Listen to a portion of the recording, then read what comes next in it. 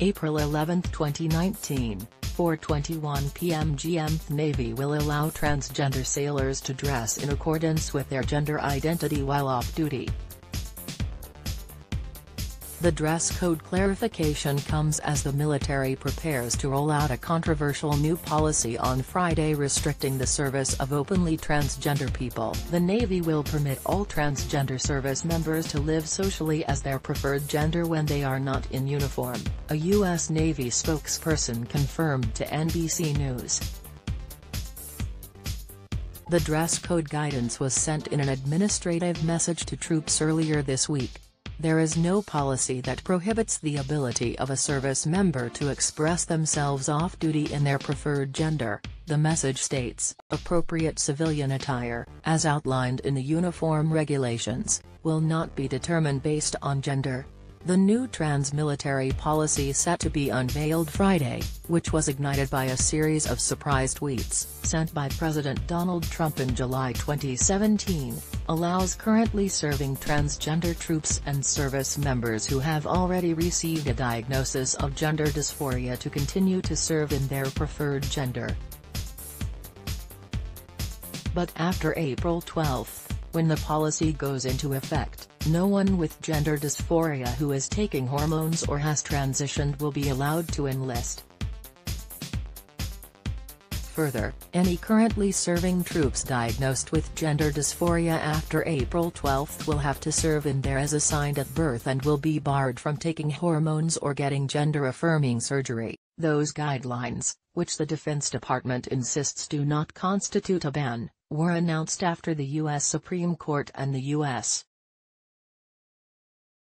Court of Appeals for the District of Columbia allowed the Trump administration to enforce the policy while it is being challenged in court. LGBTQ advocacy organizations, including the National Center for Lesbian Rights and GLBTQ Legal Advocates and Defenders, GLAD, have filed lawsuits to overturn the trans-military ban, calling it discriminatory. As those cases make their way through the court system, LGBTQ groups working on behalf of transgender members of the military credited the Navy for taking a step forward to affirm the lived identities of trans sailors. Bree Fram, communications director at the LGBTQ military advocacy group Sparte, said the organization is thrilled. The Navy is taking care of its transgender service members by giving them the option to dress and express themselves as they choose, Fram told NBC News.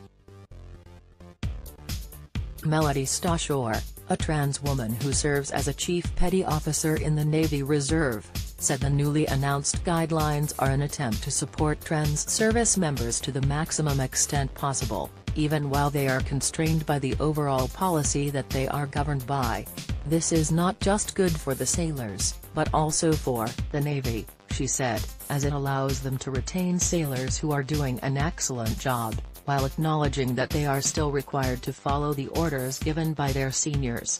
Others expressed reservation about the Navy guidelines on gender expression, saying it could put transgender people at risk of being discharged from the military.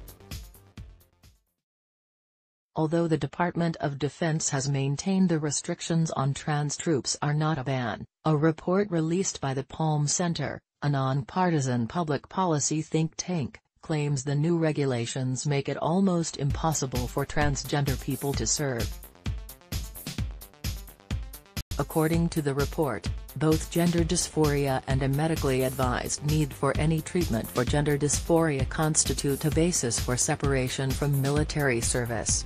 Aaron Belkin, the Palm Center's director, claims trans individuals could be reported and sent to a mental health counselor for a gender dysphoria diagnosis if they're seen dressed according to their gender identity off-base.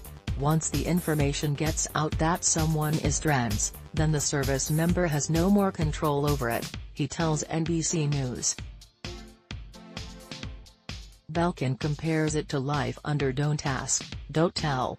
Enacted in 1994, the Clinton-era policy allowed gay, lesbian and BUL people to enlist in the military as long as they didn't disclose their UL orientation. However, closeted troops faced being outed by fellow service members, former partners and even family members. In practice, the permission to live a private life was complete BS, Belkin added. It existed on paper, and it's the same mechanism here. Andy Blevins, who was discharged under Don't Ask, Don't Tell, said the predicament that faces transgender people serving in the Navy or other branches of the military is actually worse than Don't Ask, Don't Tell, which was lifted in 2011.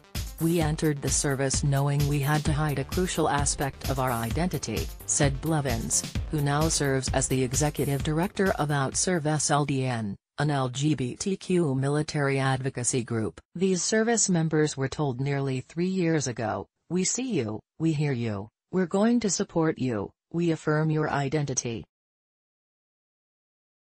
Be true to yourself, because that's what's needed." And then the rug was pulled out from underneath them.